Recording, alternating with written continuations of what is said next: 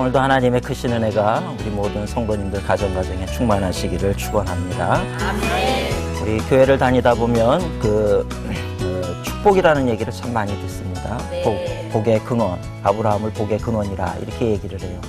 복의 근원이라고 하는 얘기는 한국말로 하면은 복덩어리라는 얘기죠.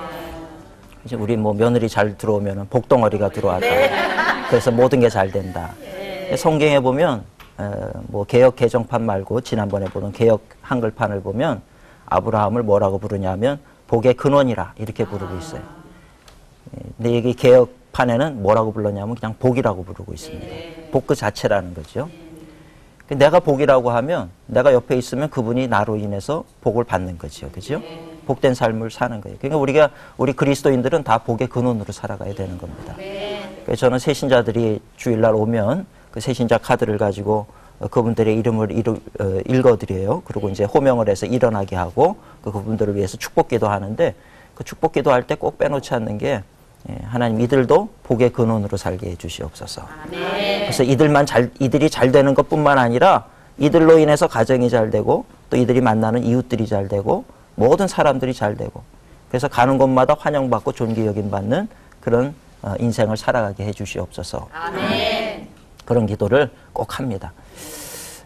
그러고 났더니 어떤 분이 참 좋아하셔요. 그래서 목사님, 이제 예수 믿으면 그렇게 살 수 있는 겁니까?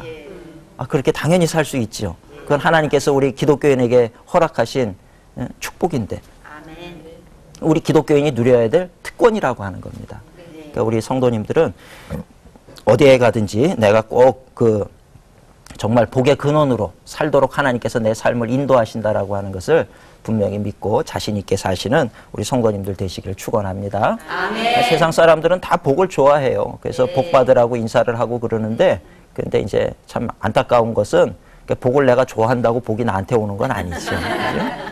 내가 좋아해서 올 것 같으면 세상 사람들 다 복을 받는데 많은 사람들은 그거를 간절히 원하지만 그 복은 나를 향해서 무관심하다 이 말이에요. 그게 안타까운 거예요.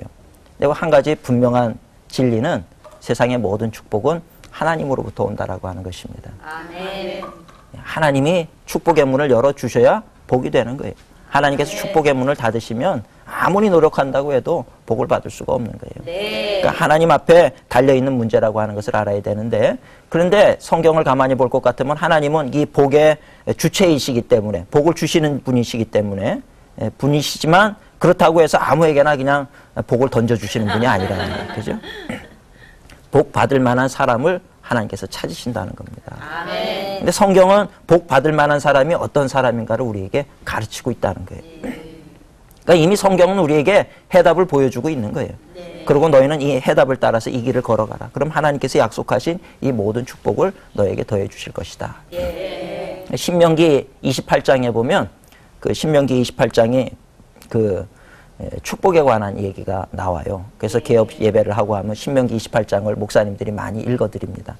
특별히 1절부터 7절까지 볼 것 같으면 너희가 내 말을 순종하고 청종하고 그러면 내가 너를 모든 민족 위에 뛰어나게 할 것이고 또 복에 복을 더할 것인데 그 복이 어떤 복입니까? 들어와도 복을 받고 나가도 복을 받고 떡반죽 그릇이 복을 받고 그죠? 자손이 복을 받고 집에 있는 그 밥그릇까지도 다 복을 받는다는 거예요. 집에서 기르는 강아지까지도 다 복을 받는다는 거예요. 그런 축복을 허락해 주신다는 거예요.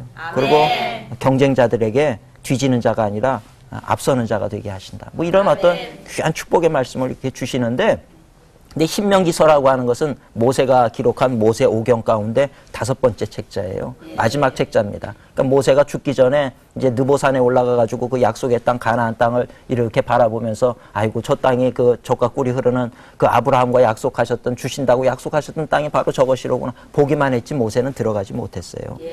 모세는 참 온유한 사람이었는데 한순간에 그 분노로 말미암아서 하나님께서 허락을 하지를 않았거든요. 참 모세는 좀 어떻게 보면 억울해요. 사실은 이스라엘 백성들 때문에 화를 냈어요. 그래서 주변에 화 안 내는 사람하고 있는 사람이 복된 겁니다. 주변에 화내는 사람이랑 같이 있어서 화를 나도 같이 내요. 그러고 나서 우리는 나중에 저 사람이 화를 내서 나도 냈습니다. 그래서 통하지 않는다는 거예요. 그러니까 우리가 그 화내는 사람이 아니라 늘 감사하고 찬양하고 이런 분들 옆에 있으면 우리도 같이 덩달아서 감사하고 찬양하게 되니까 그것이 우리의 삶에 플러스가 되는 거예요. 모세는 억울하게도 이스라엘 백성들 때문에 그 땅을 보기만 했지 들어가지는 못했거든요. 근데 신명기 28장인 그 축복의 얘기가 나오기 전후로 해가지고 모세가 새로운 세대를 향해서 권면을 하는데 그 권면의 내용이 뭐냐 하면 축복과 저주의 길이 있다는 것을 가르치는 거예요. 그러니까 이제 출애굽했던 1세대들은 어떻게 됐습니까? 그 광야에서 불순종, 가데스바네에서 불순종해가지고 40년을 뺑뺑뺑뺑 돌다가 20세 이상이었던 남자들은 다 광야에서 죽고 말았어요. 그리고 40년이 지났어요. 그러니까 20세 미만의 남자들이 이제는 40년이 지났으니까 뭐 50이 되고 60이 되고 했겠죠, 나이가. 이제 새로운 세대가 형성이 된 거예요. 이 새로운 세대와 더불어서 1세대는 하나님의 약속의 말씀을 믿지 않았기 때문에 축복의 땅을 얻지를 못했고, 그러니까 2세대, 새로운 세대를 향해서 새롭게 계명을 주면서 얘기하는 것이 1세대 본받지 말라는 거예요. 너희는 믿음으로 나아가서 저 땅을 차지하라는 것입니다. 그러니까 저 땅을 차지하려고 그럴 때 어떻게 해야 되느냐. 1세대의 그 교훈을 얘기를 하는 거예요. 너희들이 1세대는 이렇게 불순종했기 때문인데 이런저런, 그래서 이런 어려움이 있었고 저런 어려움이 있었고 이것을 다시 다 그 2세대들 모아놓고 이제 느보산 밑에서 이제 그 요단강을 건너가면 이제 곧 이제 그 바로 이스라엘 땅이거든요. 가나안 땅. 들어가기 전에 그 얘기를 하면서 축복과 저주의 길이 있다. 너희들이 이렇게 하면 축복을 받을 것이고 이렇게 하면 저주와 실패를 경험하게 될 것이다. 이걸 아주 그냥 신신당부를 하는 거예요. 그래서 너희가 그 땅에 들어가게 되거든 제일 먼저 해야 될 게 뭐냐 하면 에발산에다가 제단을 쌓고 하나님 앞에 예배를 드려야 되고, 그 다음에 에발산과 그리심산에서, 그리심산에서 뭐라냐면 축복을 선포하고 에발산에서 저주를 선포해라. 그 뭐냐 하면 그 세상 사람들 들으라는 거예요. 그 이스라엘 백성들아 들어라. 우리가 축복받는 길은 이런 길이고 저주받고 실패하는 길은 이런 길이다. 이걸 분명하게 외치라는 거예요. 그러니까 아주 신신당부를 하는 것이 바로 그 신명기서의 얘기입니다. 그러면서 축복의 길로 가게 됐을 때 얻는 축복이 무엇이냐? 지금 말씀드린 신명기 28장의 그 축복을 약속을 하는 거예요. 그 신명기 28장 뒷부분에 14절 이하에 볼 것 같으면 저주에 대한 얘기가 나오는데 정말 읽기가 민망할 정도로 참 어려운 그런 삶에 대해서 소개하고 있는 것을 볼 수가 있습니다. 그래서 우리가 축복과 저주의 길이 있는데 이것은 내가 선택하기에 달려있는 거예요. 제가 여행을 갈 때 운전을 하다가 말이죠. 경부선이 있고 영동선이 있으면 어느 길을 탈 것인가에 따라서 내 종착지가 달라지는 거죠. 그죠? 어느 길로 갈까? 이번에는 부산으로 갈까? 강원도로 갈까? 고민을 하다가 이 길을 올라타면 강원도로 가는 거고 그냥 쭉 내려가면 부산으로 가는 거고. 우리 인생이 그렇다는 거예요. 축복의 길과 저주의 길이 있다라고 하는 것입니다. 그리고 그것은 철저하게 전적으로 우리의 선택이지, 우리는 꼭 내가 잘못되고 실패하고 나면 하나님 어떻게 이럴 수가 있습니까? 그러는데 그럴 때 하나님께서 우리에게 하시는 말씀이 있어요. 네가 잘 생각해봐라. 내가 너에게 그렇게 만든 것인지 네가 그 길을 선택한 것인지 가만히 생각을 해보면 결국은 내가 하나님 말씀 위에 서 있지 않아서 그래요. 결국은 내가 선택을 한 거예요. 탕자가 집을 떠난 거 아버지가 내보낸 거 아니잖아요. 자기 선택이었잖아요. 자기 선택으로 인해서 고난당했잖아요. 오늘 우리의 고난당하는 거 가만히 보세요. 결국은 내 선택이지 하나님께서 나만 미워해? 아니요. 천만의 말씀이에요. 하나님은 아버지의 심정으로 탕자가 돌아오기를 기다리셔요. 지금도 너희가 내 말간대로 다시 돌아와라. 회복의 또 은총을 얘기하고 있는 거예요. 언제든지 돌아오게 될 때 나는 너희를 회복시킬 것이라는 거예요. 그게 성경에 나오는 바로 하나님의 말씀입니다. 우리 그리스도인들은 때로 뭐 살다가 실패할 때도 있고 어렵고 낙심이 될 때도 있지만 그러나 이 회복의 은총을 알기 때문에 다시 용기를 내서 오는 거죠. 아버지의 집으로. 또 신앙의 회복을 하려고 돌아오게 돼서 회복이 되는 그런 이야기들이, 그런 간증들이 얼마나 많은지 모른다는 것입니다. 성경에 보면 우시야라고 하는 왕이 있었어요. 우시야라고 하는 이스라엘의 왕이 있는데 이 왕은 축복과 저주의 삶을 다 산 사람이에요. 참 특이한 사람입니다. 그래서 초반에는 하나님을 경외하는 왕으로 그렇게 소개가 되고 있어요. 그래서 16살 때 왕이 돼가지고 52년 동안을 통치를 하는데 52년 동안 잘 통치를 했어요. 그래가지고 백성들의 생활이 윤택해지고 다른 이웃 나라에서 조공을 바칠 정도로 부강한 나라를 만들었어요. 근데 말년에 이 우시야가 교만해가지고요. 그래서 하나님께서 이 우시야를 치셨어요. 그래서 문둥병에 걸리게 돼요. 문득병에 걸리게 되니까 보통 그 왕가는 왕의 무덤들이 다 있잖아요. 그 무덤에 들어가서 다 장사 지내야 되는데 이스라엘의 율법에 의하면 문둥병은 부정한 병이기 때문에 부정한 사람이 와서 나를 만지면 나도 부정해지거든요. 그럼 두 사람이 다 정결의식을 치러야 되고 그런 거예요. 그러니까 부정한 사람하고 정결한 사람하고 같이 못 있게 만들었어요. 유대의 율법은. 말년에 죽기 전에 이 우시야 왕이 문득병에 걸렸어요. 부정한 자가 됐으니까 그 자기의 조상들의 묘실에 들어가게 되면 무덤에 들어가면 그 조상들의 무덤이 다 부정한 게 돼버리잖아요. 그러니까 들어갈 수가 없게 된 거예요. 그래서 참 그 평생을 그렇게 잘 살았는데 마지막 순간에 교만하고 본인이 그렇게 자신의 그 앞가림을 잘 못해가지고 그게 마지막 말년이 그렇게 실패한 인생, 정말 저주받은 인생이 되어져 버린 얘기를 가만히 보게 될 때 오늘 우리도 매 순간순간 살면서 내가 지금 계속해서 바른 길을 가고 있는지 그것을 계속해서 내 삶을 돌아볼 수 있는 지혜가 오늘 우리에게도 있어야 될 줄로 믿습니다. 아멘. 운전을 해보시는 분들은 알아요. 이렇게 운전하다 보면 잠깐 정신 딴 데가 있는 사이에 길 잘못 가가지고 나갔어야 되는데 계속 가면은 막 10km를 돌아가야 되고 그러잖아요. 또 한 번 또 놓쳐보세요. 그럼 뭐 어떤 때는 옛날에 저쪽 충청도 어디 가가지고 강의를 하러 갔는데요. 한 길을 놓쳤더니 돌아와서 여기까지 오는데 30km가 걸리더라고요. 그 내비게이션을 쳐보니까 30km를 헛도는 거예요. 그렇게 먼 길이 있어야 나가더라고요. 그래서 참 살다가 한 번 실수해가지고 이렇게 인생이 돌아가는구나.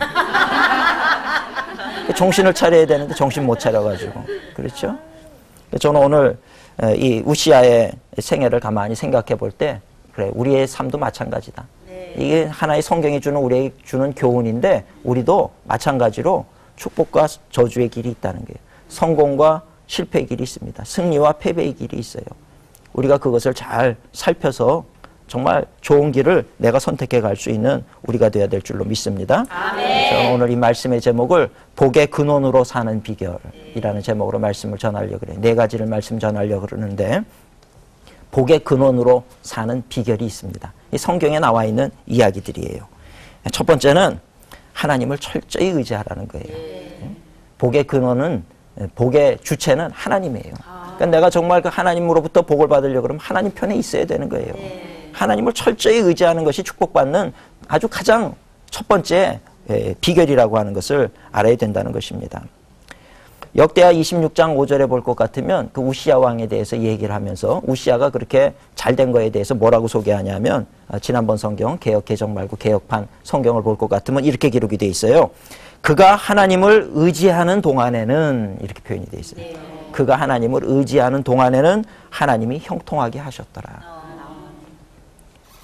그러니까 하나님을 잘 의지해야 되는 거예요. 철저히 의지하셔야 돼요. 성경에 의하면 하나님을 철저히 의지했는데 잘못됐다 이런 사람 없어요. 찾아와 보세요. 철저히 의지했는데 망했더라 이런 사람 성경에 절대 한 명도 없습니다. 단 한 명도 없어요. 결국에는 어려운 것 같지만 다시 승리하게 되고 다시 일어나게 되고 우리가 잘 아는 대표적인 사람이 요셉 아닙니까? 요셉. 요셉 같은 사람 보세요. 노예로 팔려갔지만 그래도 하나님 의지했어요. 안 그랬으면 정신병원에 입원했을지도 몰라요. 요즘에는 뭐 상처가 있으면 우울증 오고 정신병원 치료제 먹고 그러잖아요. 그 당시에는 그런 게 어디 있었겠어요? 요셉 같은 경우는 사실 가만히 놓고 보면 요즘 같은 세상에서 그런 일이 일어나서 형들이 팔았어요. 노예로 팔아버렸어요. 견딜 수 없는 그런 어떤 우울증과 정신병에 시달릴 수밖에 없는 상황이에요. 그러나 그럼에도 불구하고 요셉은 하나님을 의지했다는 거예요. 하나님의 계획이 있을 것이다. 하나님은 결코 나를 포기하는 분이 아니시다. 이 믿음이 있으니까 그 위기 속에서도 노예지만 열심히 노력하는 거죠. 우리 그리스도인들은 삶의 자세가 그래야 된다는 거예요. 내가 사장이 되면 열심히 하겠지만 나는 지금 종업원이니까 내가 열심히 안 합니다. 이건 그리스도인의 자세가 아니라는 거예요. 어떤 자리, 어떤 위치에 있든지 최선을 다하는 것이 그것이 그리스도인의 삶의 자세가 돼야 된다는 것입니다. 또 그렇게 하다 보면 하나님께서 점점 높이시고 존귀하게 만드시고 승리하게 만드시고 하는 그런 은혜를 경험하게 되는 줄로 믿습니다. 아멘. 요셉은 그 노예로 팔려가서도 그렇게 열심히 했어요. 그것도 보디발의 아내의 유혹이 있었지만 그때에도 하나님을 의식했기 때문에 그가 죄를 짓지 않은 거예요. 우리가 하나님 의식하지 않으면 죄 짓게 돼 있어요. 그저 뭐 아무도 보는 사람 없고 그저 다 좋은 게 좋은 거고 그냥 편한 거 그냥 아무도 모르면 그냥 손 이렇게 슬쩍 주머니에 집어넣고 가면 그만이고 뭐 그리고 뭐 세상 사는 게 다 그렇지 뭐 이러고 말면 그만이거든요. 하나님을 의식하기 때문에 죄를 지을 수가 없는 거예요. 그만큼 하나님을 의지했다라고 하는 거지요. 그래서 오해를 받아가지고 감옥에 갔는데 감옥 속에서도 불평하지 않고 하나님을 의지하잖아요. 철저히. 그리고 감옥 속에 죄인의 몸이지만 이제는 다 끝났다. 요셉은 그러지 않았어요. 우리 같으면 다 끝났다. 이제 뭘 할 수 있느냐. 나는 이미 뭐 빨간 줄 갖고 이미 뭐 나는 다 끝난 인생이다. 그럴지 모르지만 요셉은 그러지 않았어요. 거기서도 열심히 돕고 섬기고 그랬더니 또 그 간수를 지키는 그 간수장이 죄인을 지키는 간수장이 그 감옥에서 일어나는 모든 일들을 다 요셉에게 맡긴 거예요. 그 요셉을 존귀하게 만들더라는 거죠. 거기서 떡 맡은 간원, 술 맡은 간원 왕의 떡과는 술 간원을 만나가지고 그들의 꿈을 해몽을 해줘서 그것이 기회가 돼서 애굽의 총리 대신이 되지 않습니까? 네. 요셉은 철저하게 하나님을 의지해서 하나님을 의지하면 의지한 만큼 자꾸 떨어지는 것 같았지만 결론적으로 보니까 어떻게 됐어요? 하나님께서 결국은 높이시고 축복하시더라는 겁니다. 그래서 그로 말미암아 그 가정이 다 살게 하고 그의 자손들이 평안하게 살 수 있도록 하나님께서 축복하셨다는 거예요. 아멘. 하나님을 철저히 의지하는 사람은요. 오늘 우리도 하나님을 철저히 의지한다라고 하면 지금 비록 어렵고 힘든 일이 있어도요. 내일은 달라진다라고 하는 걸 알아야 됩니다. 아멘. 오늘 그래서 우리 가정에 우리 자녀들을 교육할 때도 제일 먼저 뭘 가르쳐야 됩니까? 하나님 의지하는 걸 가르쳐야 되는 거예요. 아멘. 네가 어려운 날 만났을 때 정말 하나님을 기억해라. 그리고 하나님 앞에 엎드려 기도해라. 기도하는 자녀는 망하지 않는다. 기도하는 사람은 결코 망하지 않는다라고 하는 것을 가르쳐야 된다는 거예요. 아멘. 철저하게 하나님을 의지하도록 가르치실 수 있는 우리 성도님들이 되시길 바랍니다. 아멘. 그 지혜로운 성도라는 거예요. 지혜로운 성도. 저는 우리 교인들한테 수시로 이런 얘기를 해요. 수시로. 한석봉의 어머니처럼 나는 떡을 썰 테니까 너는 글을 읽어라. 뭐 그런 논리로 말이죠. 기도는 내가 할 테니까 너는 세상 공부해라. 틀린 얘기예요. 큰일 납니다. 나도 기도하지만 너도 기도해라. 이렇게 하셔야 돼요. 우리가 잘 되느냐 안 되느냐 네가 얼마나 하나님 앞에 철저히 하나님을 신뢰하느냐에 달려있다. 요셉 얘기해 주시고 다니엘 얘기해 주시고 다니엘도 보세요. 다니엘도 얼마나 대단한 사람인지 몰라요. 다니엘은 70년 동안 그 바벨론이라고 하는 애굽보다 더 큰 애굽을 지배하던 그 바벨론의 말이죠. 총리 대신으로 70년을 산 사람이에요. 나라가 나중에 바벨론이 페르시아한테 멸망당했어요. 그래도 나라가 망했어도 페르시아에서도 다니엘을 총리 대신으로 썼어요. 나라가 망하고 왕이 바뀌어도요. 왕은 자꾸 죽어서 자꾸 바뀌어요. 몇 대를 바뀌어도 다니엘은 그 자리에 변함이 없었어요. 모든 왕들의 신뢰를 받았던 사람이었어요. 그만큼 정말 잘 되려고 하면 다니엘처럼 잘 돼야 돼요. 진짜. 저는 뭐 성경에 있는 인물 중에서 우리 자녀들이나 우리 교회 청소년 애들한테 잘 되려면 다니엘처럼 잘 되라. 다니엘처럼. 그 정도 돼야 정말 잘 됐다고 얘기를 하지. 뭐 짧게 뭐 몇 년 그런 거 하지 말고 길게 영향력을 미치면서. 다니엘은 정말 대단한 사람이었어요. 근데 다니엘이 그렇게 될 수 있었던 이유가 있습니다. 다니엘서 1장 8절에 볼 것 같으면 다니엘이 이렇게 바벨론의 포로로 끌려갔던 포로 소년이었어요. 그저 뭐 아무도 주목해보지 않는 포로 소년이었지만 그 다니엘이 그 잡혀갔을 때 뜻을 하나를 세우는데 그 뜻을 세우는 내용이 뭐냐면 하나님의 말씀을 지키겠다는 뜻을 세우는 거예요. 아니 이스라엘 멸망했어요. 예루살렘 성전도 다 무너졌어요. 이제 나라가 망했어요. 나라가 망했으니 율법도 없어질 것이고 이제는 더 이상 뭐 종교행위라든지 이런 것도 다 없어져 버렸어요. 그러나 그럼에도 불구하고 다니엘은 그랬음에도 불구하고 나는 하나님 말씀 지킨다. 이 얘기가 뭔지 아세요? 나라는 망했어도 하나님은 살아계시다는 거예요. 아멘. 그거를 우리가 알아야 돼요. 내 가정 형편이 어려워져도 하나님은 살아계시다. 나라가 망했어도 하나님은 살아계시다. 아멘. 그거를 분명히 아는 사람이 지혜로운 사람이라는 겁니다. 다니엘은 그걸 알았어요. 그래서 내가 비록 포로의 몸으로 끌려왔지만 그러나 내가 여기서도 나는 옛날 내가 이스라엘에 살 때처럼 하나님의 말씀을 지키며 살겠다. 그래가지고 그 환관장이 음식을 내올 때 다니엘이 뭐라 그럽니까? 나는 그 음식, 그 이스라엘에는 음식 먹는 법이 있어요. 뭐 우유랑 버터가 섞이면 안 되고 뭐 잘 맞는 얘기인지 모르지만 그건 복잡한 법이 있어요. 그래가지고 뭐 고기 담는 그런 뭐 야채 담는 그런 이게 다 따로 돼야지 이게 섞여버리면 그게 또 부정한 음식이 되는 거예요. 너무 복잡해요. 그러니까 그런 거 음식 먹는 것조차도 에이, 이제 망했는데 뭐 막 섞어가지고 먹고 말자 이러지 않았다는 거예요. 다니엘은. 망했지만 하나님은 살아계시기 때문에 나는 여전히 하나님의 말씀을 지키겠다는 거예요. 그래서 그 왕의 상에서 나오는 그 고기 먹으라 그랬을 때 나는 고기 안 먹겠습니다. 야채만 먹겠습니다. 그렇게 얘기를 하는 거죠. 하나님, 왕보다도 하나님이 더 존귀한 거예요. 아이고 이게 왕이 주신 건데 이거 어떤 이 귀한 건데 이거를 내가 먹어야지. 세상 사람들은 그러죠. 대통령 하사품입니다. 아이고 이 귀한 거를 그러고 먹지만 그것이 하나님 원치 않는 거면은 그거를 끊어버릴 수 있을 만큼 하나님을 의지하고 의뢰했던 사람이 다니엘이었다라고 하는 것입니다. 그렇기 때문에 그런 다니엘은 정말 그 우리가 표현하듯이 만사형통이라는 표현이 있잖아요. 진짜 만사형통한 사람이 다니엘이에요. 나라가 망해가지고 포로기에 끌려갔지만 이 다니엘이 그가 처한 상황은 좋은 상황이 아니었음에도 불구하고 좌절과 절망의 상황이었지만 그는 아주 존귀 여김받는 그런 인생을 살 수 있었다는 것입니다. 그랬던 비결은 그가 철저히 하나님을 의지했기 때문이더라는 거예요.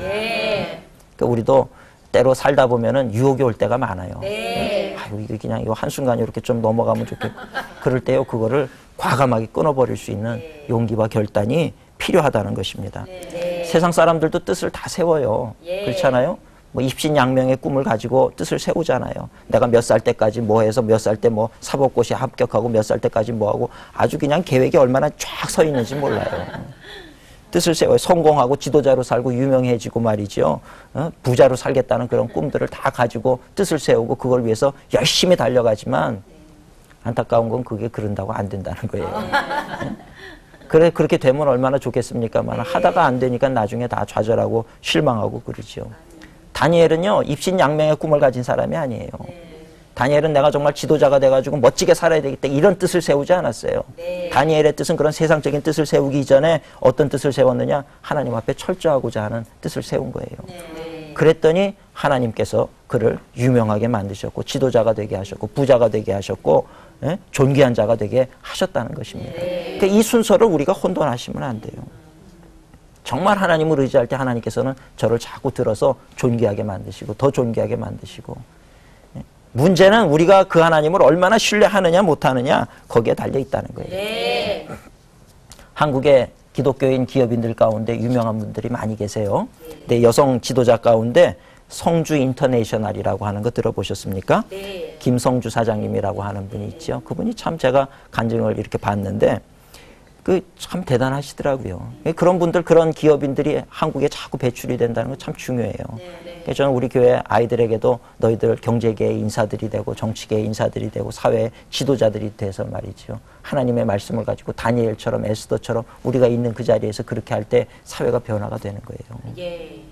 그래서 철저하게 너희들 세상과 타협하지 않고 정말 하나님의 말씀대로 살 수 있는 그런 지도자가 돼야 된다. 이런 얘기 해주면서 그들을 제가 후원하고 지원하고 그래요. 아이들도 이제 저를 신뢰하기를 시작을 했어요. 목회자와 아이들이 이렇게 신뢰감이 형성이 되니까 교회 학교가 부흥이 되고 성장이 되더라고요.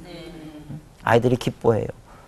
제가 젊지만 담임 목사인데 저를 보면은 저기서부터 애들이 달려와요. 목사님 그러고 뛰어와요. 어린 아이들은 저한테 안기기도 하고 그래요.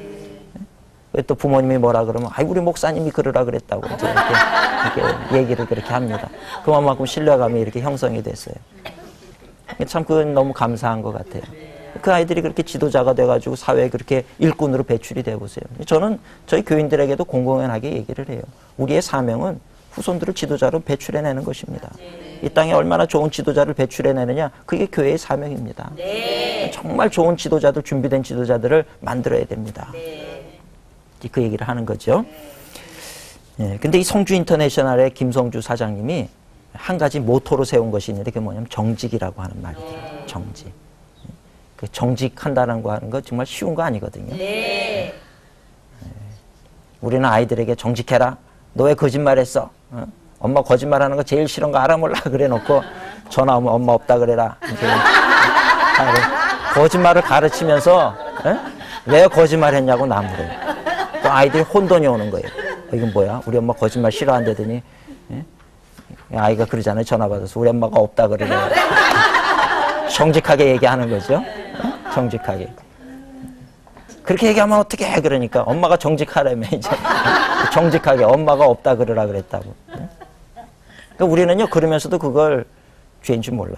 어른들은. 아이들한테는 뭐 작은 걸 가지고도 사탕 하나 먹었냐 안 먹었냐 가지고 정직했냐 안 했냐 어지간히 그냥 정직한 척하지만 그러나 정작 자신들은요 그런 거 생각도 안 해요. 그게 죄인지도 모르고 거짓말 하는지도 모르면서 그냥 이렇게 지나가는 게 어른들의 모습이잖아요. 성경에 보니까 그래서 예수님이 저 천국은 어린아이와 같은 자들이 들어간다는 거예요. 응? 정직해야 되는데 그 김성주 사장님은 그 정직을 모토로 삼았더라고요. 정직을. 그래서 정직하려고 애를 쓰시는 분이더라고요. 그 정직을 가지고 우리가 사회생활 한다는 것이 불리해요, 사실은. 그렇잖아요? 사업하시는 분들이 보면 뭐 돈 꺼달라 그러면 없습니다 얘기해야 되고, 있어도 없는 척 해야 되고, 뭐 수익이 많아도 조금입니다 그래야 세금도 조금 내고 그럴 거 아니에요. 근데 이분은 정직을 모토로 삼은 거예요. 그랬더니 하나님께서 저를 존귀한 자로 만들었어요. 그래서 이분의 이력을 가만히 보니까 10년 동안 말이죠, 비행기를 300여 회 탑승을 하고 세계를 다녔어요. 여자 지도자가 돼서. 이 여자분들도 우리 따님들도요, 이렇게 키우세요. 멋지게 세계를 말이죠, 무대로 해서 나갈 수 있게 이렇게 키워야 돼요. 그죠? 우리나라 속담 중에 제일 안 좋은 게 송충이 솔잎 먹고 살아야 된다. 그 얘기할 때 아주 제일 싫은 거예요. 송충이는 솔잎 먹으라 그래요. 우리는 송충이가 아니란 말이에요. 하나님께서 우리를 복의 근원으로 만들어 주셨는데 왜 자꾸 나 자신을 비하하고 송충이 취급을 하고, 또 우리 조상들, 우리 어머니들, 할머니들 뭐라 그랬어요? 부엌대기들. 부엌대기는 무슨 부엌대기예요? 위대한 어머니들인데 그런 자신감을 가지고 그렇죠? 세계를 품을 수 있는 그런 꿈을 자꾸 줘야 된다는 말이죠. 그러니까 이분은 여성분인데도 10년 동안 비행기를, 정말 여성 지도자의 샘플을 보여주잖아요. 300번을 타고 다녔다고 하면 거의 뭐 한 10일에 한 번꼴로 비행기를 타고 해외를 다녔다는 얘기예요. 그 정도로 다닌 분이고, 미국의 CNN이라고 하는 곳에서 새천년 리더로 선정이 됐어요. 대단합니다. 미국 여성 매거진에서도 21세기에 가장 영향력 있는 여성 기업인 중에 한 사람으로 뽑혔어요.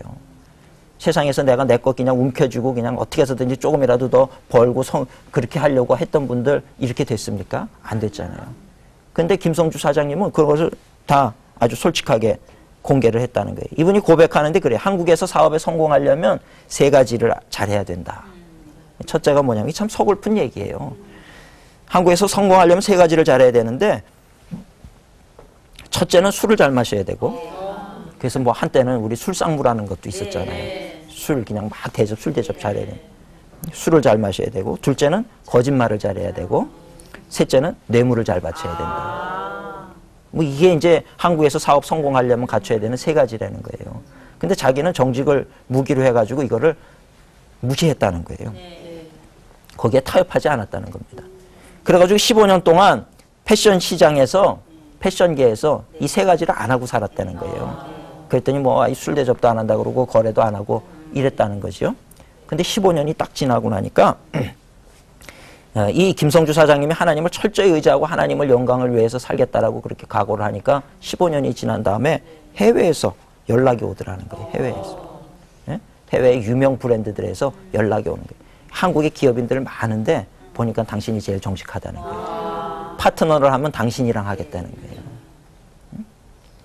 하나님의 길이 그렇게 열리더라고요. 우리는 한국이라고 하는 작은 이 사회를 보면서 여기서 이거 못하니까 안 되고 저거 못하니까 안 되고, 그러니까 내가 그리스도인이지만 타협을 할 수밖에 없고 그렇게 살려고 그러고 이른다는 거죠. 근데 그거 아니라는 거예요. 하나님께서 길을 열어주시는 길은 놀라운 길이더라는 거예요. 이스라엘 백성들은 하나님을 의지했기 때문에 홍해의 길을 갔잖아요. 그 홍해의 길 걸은 사람들 세상에 있으면 나와보라 그러세요. 아무도 없어요.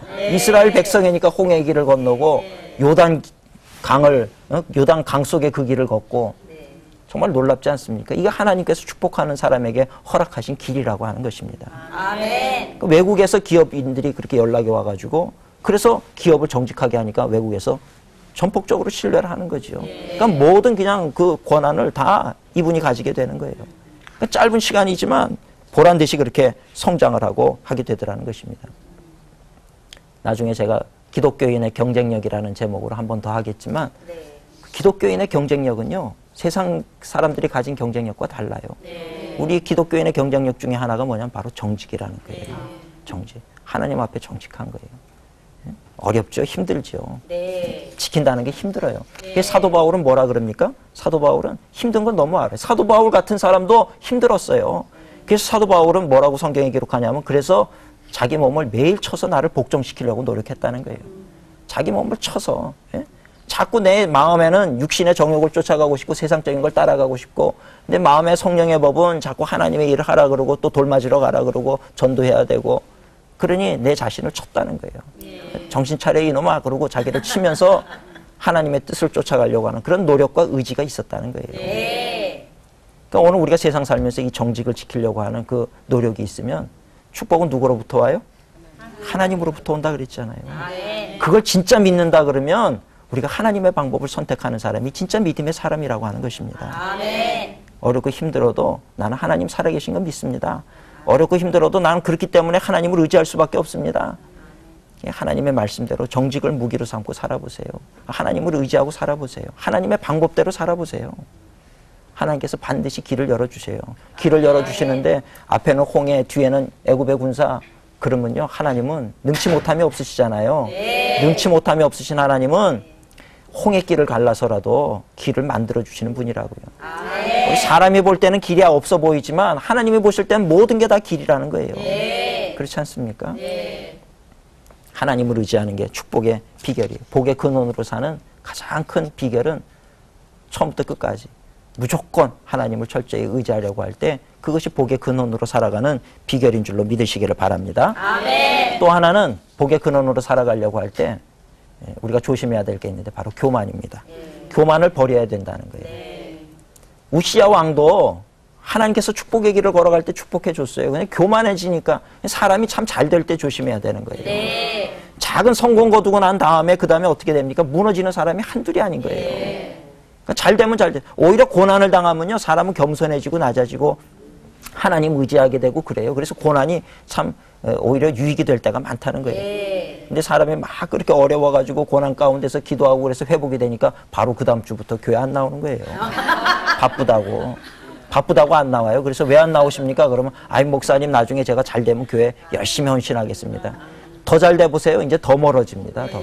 더 멀어져요. 세상 재미에 빠져가지고 그렇게만 돼요? 교회를 우습게 봐요. 나중에 보니까 목회자를 우습게 보고 교인들을 우습게 보더라고요. 난 기도 안 해도 이렇게 잘 되는데 무슨 기도냐 이런 소리예요. 그러다가 한번 쫄딱 망하고 나니까 그 다음에 또 기도원 가가지고 울면서 아주 이번에 망할 때는 아주 완벽하게 망해가지고 말이죠. 재산 한 푼 없이 아주 나앉게 생겼어요. 집에다. 그렇게 되니까 기도원 가가지고 그렇게 눈물 흘리고 그렇게 기도하고 나서 그러고서 우리 잘 부르는 찬양 있잖아요. 천부의 의지 없어서 손 들고 갑니다. 눈물을 뚝뚝 흘리면서 천부의 의지 없어서 손 들고 갑니다. 그러고 기도하고 은혜 받았다고 또 웃으면서 와요. 그래서 참 아이고 망하기 전에 그랬으면 얼마나 좋아. 사람의 어리석음이라고 하는 게 그렇더라고요. 참 그럼에도 불구하고 망했지만 그래도 신앙을 회복해서 다행입니다. 그렇게 얘기하는 거죠. 그래도요 그렇게 고난을 당하고 나니까 얼마나 겸손해졌는지 옛날 같으면은 난리를 칠 텐데 그렇게 얘기하면 그냥 히히 그러고 말더라고요. 사람이 되려면 고난을 당해야 되는구나. 우시아가 교만해서 넘어졌죠. 사울도 그랬어요. 사울 왕도요 처음에는 얼마나 순둥이였는지 몰라요. 순박하고 등치는 컸지만 그리고 뭐 남들보다 머리가 하나가 더 있었지만 순박했어요. 그랬던 사람이 뭔가 자꾸 이제 승리를 자꾸 경험하고 하니까 교만해졌어요. 아말렉이랑 전쟁을 할 때 하나님께서 뭐라 그럽니까? 이 아말렉은 너희의 적이니까 영원한 적이니까 다 진멸해라 그랬어요. 그랬더니 하나님께서 도와주셔서 전쟁을 이겼는데 이 사울이 진멸하지 않는 거예요. 보니까 이 소가 너무 좋은 거예요. 실하고 이 양들도 너무 좋고 그러니까 그걸 안 죽였어요. 그리고 보잘것없는 거 비리비리한 것들은 다 죽여버렸어요. 사무엘이 화가 나가지고 온 거예요. 하나님의 계시를 받고 왔어요. 불순종했잖아요, 사울이.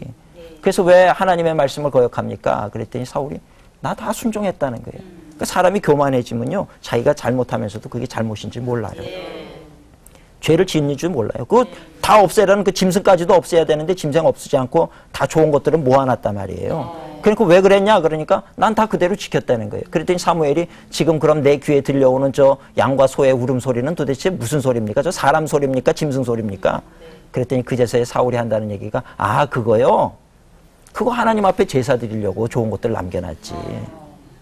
이러는 거예요. 그것도 뭐 다급해지니까 하는 소리지 하나님 앞에 제사 지내려고 남겨놨겠습니까? 하나님 앞에 제사 지내려고 남겨놨다는 거예요. 그때 사무엘이 하는 얘기가 뭐예요? 우리가 잘 아는 얘기죠. 순종이 제사보다 낫다는 거예요. 순종이 제사보다 나은 거예요. 하나님 앞에 우리가 아무리 예배는 드리지만 매주 와서 예배 드리지만 순종하지 않고 나가가지고 하나님 말씀이랑 상관없이 세상적으로 살아가면 하나님이 기뻐하지 않는다는 겁니다. 그러니까 오늘 우리가 그걸 알아야 된다는 거예요. 순종이 제사보다 낫고 듣는 것, 하나님의 말씀을 듣는 것이 수양의 기름보다 나아요. 이것을 거역하는 것은 우상을 숭배하는 것과 같다라고 그 다음 절에 나와요. 우상 숭배하는 게 얼마나 큰 죄입니까? 하나님 말씀에 불순종하는 게 우상을 숭배하는 것과 같다는 거예요. 그런데 이렇게 불순종하고 이렇게 사울이 넘어지게 됐던 이유가 뭔가 가만히 보면 교만했기 때문이라는 거예요. 자기 생각 때문이지요. 자꾸 해석하기 때문에 그래요. 해석이라고 하는 걸 우리가 조심해야 돼요. 하나님 말씀은요, 우리가 성경 펴가지고 읽다가 그 말씀 그대로 지키시면 돼요. 원수를 사랑하라 그러면 사랑하면 되는 거고요. 예?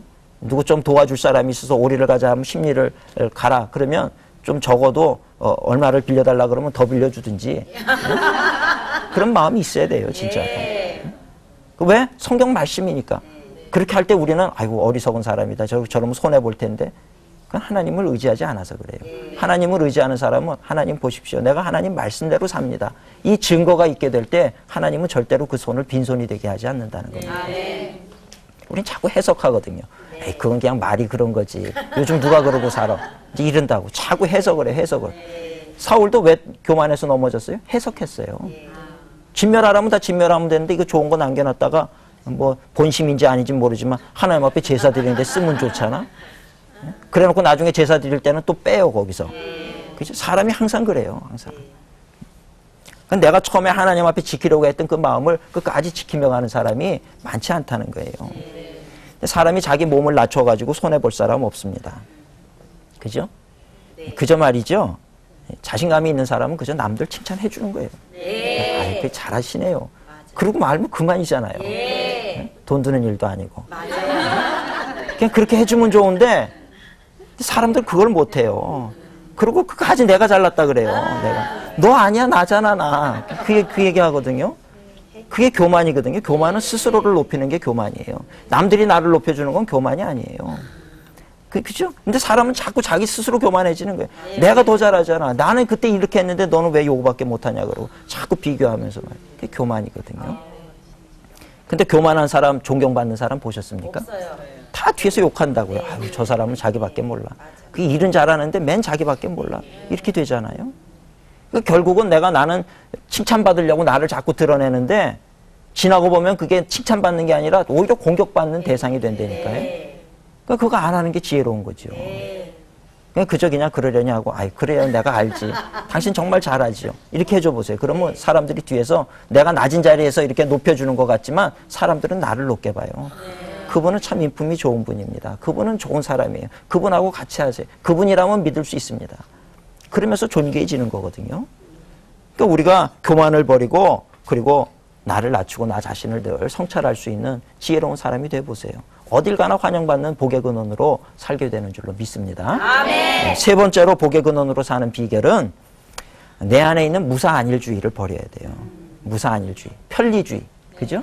사람은요, 늘 편하고 싶은 욕심이 있어요. 네. 그 야곱의 12지파, 12아들 중에서 요셉이 있잖아요. 그 요셉 지파가 굉장히 강력한 지파였어요. 싸움을 잘하고 용맹스러운 지파였는데, 근데 얼마 가지 못해가지고 이 요셉 지파가 그저 그냥 흐지부지하는 그런 지파가 되고 말았어요. 왜 그랬나 봤더니 나중에 조상 때 잘했던 거 그거를 그냥 누리기만 하려고 그러는 거예요. 무사안일주의, 편리주의에 빠져버렸어요. 전쟁이 있다 그러면 안 나가려고 그러고 이런 거예요. 그런 무사안일주의 때문에 발전하지 못하게 되는 거예요. 요즘 그 시중에 나오는 제품들 보면 점점 편리하게 만들어요. 그러니까 사람의 생활이 점점 편리해지죠. 요즘은 차도요, 뭐 봉고차 같은 것도 옛날에는 이게 막 문 닫는 게 힘들었거든요. 근데 요즘은요, 그냥 이 버튼 하나 누르면 자기가 쓱 와서 다, 그런 차들이 있더라고요. 그러니까 점점 편리하게 만드는 거예요. 그러니까 편리해서 좋기는 하지만 단점이 뭔지 아세요? 할 일도 없어지고요. 몸도 건강을 잃어요. 엘리베이터 맨날 타고 다니니까 다리 힘도 빠지는 거예요. 다리에 근력이 빠지고요. 이 문도 이게 자꾸 해야 팔뚝 힘도 생기는데 팔뚝 힘도 없고요. 사람이 점점 약해지는 거예요. 점점. 자꾸 편해지는 거 좋아하니까 약해지지요. 영적으로도 마찬가지라는 거예요. 우리가 자꾸 좋은 거, 편리한 거 자꾸 받아들이고 그러다 보면, 예? 편리한 게 좋아. 그래가지고 이제 교회도 안 나가고 편리한 게 좋아가지고 그저 그냥 뭐 나는 이 편리한 게 더 좋지 뭐 누구 만나고 속회 예배, 구역 예배 드리는 거 이런 거 싫어하고 그래 보세요. 영적으로는 점점 이게 말라가는 거고 이 근육량이 다 떨어지는 거예요. 나중에 위기를 만났을 때 돌 하나 들을 힘이 없는 거예요. 이기지를 못하는 거예요. 강건해지려고 하면 이런 무사안일주의를 떨쳐버려야 돼요. 미국 개척 시대 보면요. 그 미국에 가보시면 그 서부 쪽에 얼마나 황량한 사막인지 몰라요. 거기에 기찻길을 내는데요. 다이너마이트를 가지고 막 산을 뚫어요. 지금이야 뭐 쉽게 뚫겠지만 그때 같으면 그거는 기적이에요. 그래가지고 서부 끝까지 철도를 내고 그 마을을 만들고. 이스라엘에도 가보니까요. 그 개척자의 정신이죠. 이스라엘이라고 하는 나라도 젖과 꿀이 흐른다 그러지만 가보니까 젖과 꿀 안 흘러요, 사실은. 저 가보니까요, 얼마나 황량한 땅인지 모르네. 사막이고요, 그래요. 유다 광야고 말이죠. 그래요. 근데 왜 하나님께서는 이 땅을 젖과 꿀이라 그랬을까? 뭐 많은 영적인 의미가 있겠습니다만은 가보니까 사막이 더 많아요. 좋은 곳도 있고 갈릴리 해변 쪽에는 좀 무성하고 이렇게 푸르고 좋은 곳도 있지만 그러나 볼 때 뭐 그렇게 한국보다 좋은 땅은 아닙니다. 그런데 키부츠라고 하는 곳에를 갔더니 이거 오아시스인 거예요. 너무너무 잘해놓은 거예요, 이 모든 것들을. 그래서 제가 이거 도대체 어떻게 된 건가? 아니 여긴 이렇게 좋은 거, 내가 이거 보면서 정말 젖과 꿀이 흐르는 땅이구나. 그랬는데 나중에 알고 보니까 그거는 젖과 꿀이 흐르는 땅이 아니고요.